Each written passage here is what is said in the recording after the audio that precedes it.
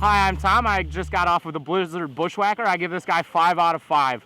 This is your perfect do-everything type of ski for your guy who leans towards groomed snow and on-trail conditions, but also wants to dabble in the tree, the powder, and the crud.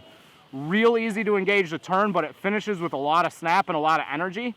But part of what's cool about this ski is it doesn't demand a whole lot from you. You don't have to charge on it all day, but when you turn it up, it really gives you a lot of energy back.